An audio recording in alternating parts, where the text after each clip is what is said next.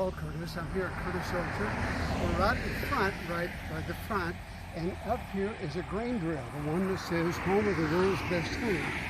This was used to plant small grains. I mean, we're talking about wheat or oats as opposed to corn, which is this large grain. And it's sowed, the grain goes in here, and there's flowers in here now, but it has a hole every 7 inches, like this. See this?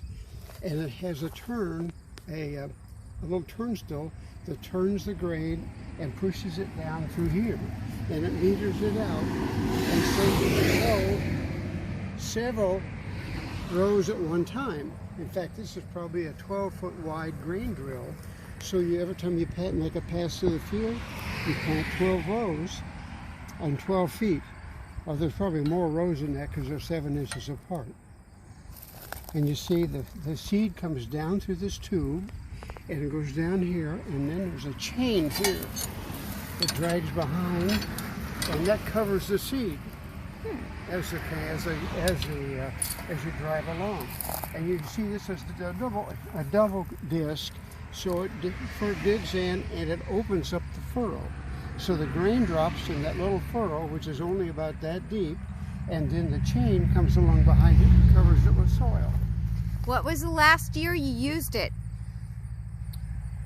I don't know, probably 10 years ago, I expect, something like that. Okay. And we used to plant small grains, part of the rotation. That's not used as much now, especially in this area, because the small grains is what you would sow clover in. And you could get clover get start, it's hard to compete with something like corn. And so you could sow the oats or wheat in the fall, and in the winter you would put some alfalfa or clover in there, and it would germinate in the spring. And you'd let it grow up, and you'd bale your hay at the end of summer. That's one way of doing it. There's various ways.